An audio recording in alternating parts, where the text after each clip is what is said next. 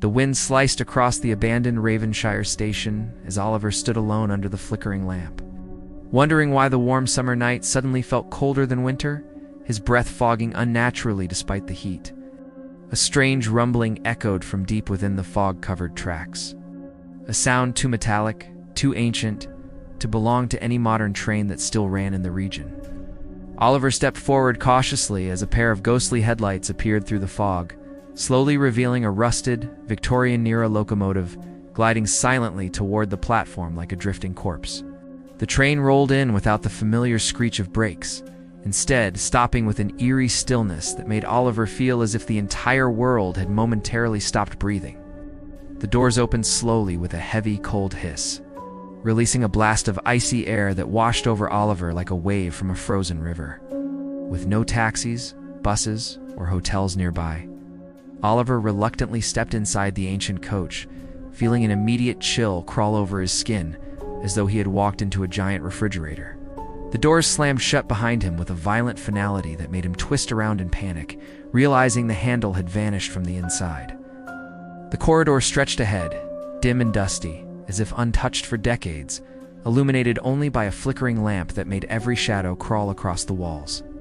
When Oliver wiped the fogged window beside him, he noticed the tracks outside were broken and overgrown, yet the train sped smoothly forward, as if gliding above the rails. He whispered a nervous hello. But instead of an echo, a cold breath brushed his ear as a woman's voice whispered, "Shouldn't be here," spinning around. Oliver froze upon seeing a Victorian woman seated several rows behind him, her dress soaked, her pale skin almost translucent in the dim light. She stared at him with hollow eyes, speaking slowly, "I have been on this journey longer than time remembers." Before Oliver could respond, the train shuddered violently as loud banging erupted from the next compartment, as though someone was pounding on metal with bloodied fists. Ignoring the woman's chilling warning, "Do not open that door," Oliver stepped toward the sliding door, his heart hammering a frantic rhythm inside his chest. The corridor beyond was long, narrow, and faintly glowing with a sickly yellow light, shadows shifting unnaturally along the walls. At the far end stood tall, bent figures, too still to be human, their elongated necks twisted at impossible angles, as if broken long ago. The lights flickered violently, and when they stabilized, the figures were much closer, though they hadn't made a single sound. A suffocating tension filled the corridor, making Oliver's ears ring as the shadows stretched toward him like searching hands. The Victorian woman appeared silently behind him, placing a cold hand on his shoulder and whispering, "They can smell the living." Ignoring her final plea, Oliver stumbled into the next cabin, slamming the door behind him, though the whispers on the other side only grew louder. The compartment he entered was filled with ancient dust-coated luggage, stacked haphazardly as though abandoned by passengers who had never returned to claim them. When he touched one suitcase, it vibrated faintly and let out a childlike giggle that froze Oliver's veins in terror. The suitcase lid snapped open from the inside, revealing a ghostly, drowned child whispering, "You don't belong here." Oliver stumbled backward into a fog-filled compartment where shadowy passengers materialized, burned, drowned, crushed, each staring at him with hollow eyes. Their ghostly forms drifted closer, and a soldier with a shattered helmet murmured, "The living must offer one." Oliver ran into the next car, feeling icy fingers brush his jacket as the dead passengers reached for him with desperate hunger. He entered a warm, yellow-lit cabin filled entirely with framed photographs each, capturing passengers of different eras, all screaming in terror. As he scanned the photos, Oliver froze when he spotted his own picture, taken earlier that night as he stepped onto the platform. The frame fell from his trembling hands, cracking the silent air as a low growl echoed from the vents above. Determined to stop the nightmare, Oliver rushed to the locomotive, pushing open the heavy metal door to find ancient controls caked with rust and black stains. The driver's chair rocked back and forth as though someone invisible sat there, steering the runaway train toward its doom. Oliver grabbed the brake lever desperately, but it refused to move, instead locking tightly as if the train itself fought against him. A deep, monstrous voice filled the control room. "Your stop awaits beneath the river." Oliver looked through the cracked windshield and felt his soul collapse. An old, collapsed bridge loomed ahead, nothing but rusted bones stretching over a dark river. The Victorian woman materialized beside him, her drowned dress dripping water onto the floor as she whispered, "This bridge claimed us, and now it will claim you." Ghostly arms rose from the floorboards, grabbing Oliver's legs, dragging him backward with chilling strength he could not resist. He screamed, clawing at anything he could reach, as the train raced toward the shattered bridge in a roaring crescendo. The world exploded into darkness, as though the night had swallowed him whole, drowning him in a void colder than death. When Oliver opened his eyes again, he stood beneath the ruined bridge on the tracks, completely dry, the world eerily silent around him.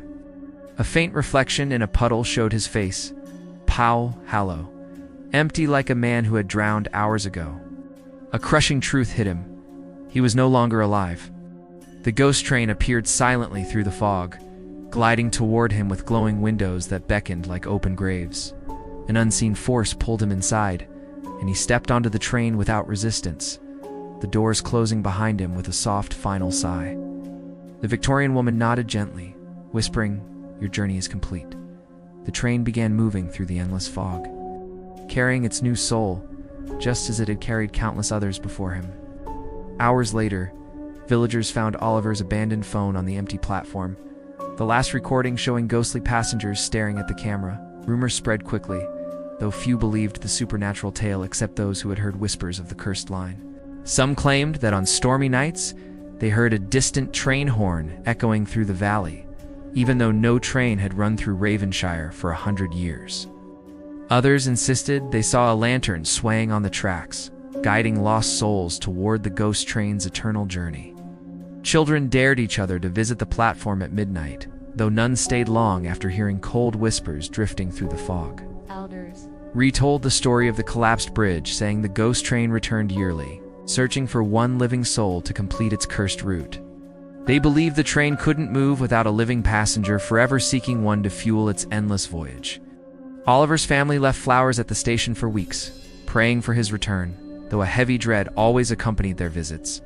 Police searches revealed no footprints, no struggle, nothing at all. Oliver had simply vanished from the platform. The official report listed him as missing, but the locals knew the train had taken him. A railway historian discovered an old passenger list inside the abandoned station office. Every name faded, except one freshly written, Oliver Grant, ticket collected. Urban explorers camped near the tracks to capture evidence, only to flee after recording a ghostly headlight before it vanished instantly. One explorer whispered that a voice had told him, "You are next," but he refused to repeat what happened afterward. The legend of the Ravenshire midnight train grew, a dark tale passed down through generations like a warning from the dead. Late one autumn night, a traveler wandering the area found the old platform and sat down, unaware of its sinister history. He noticed a handwritten timetable reading "Midnight Special arrives 12:05 a.m., assuming it was a prank. At 12:05, the platform trembled softly, and a dim headlight pierced the fog once again.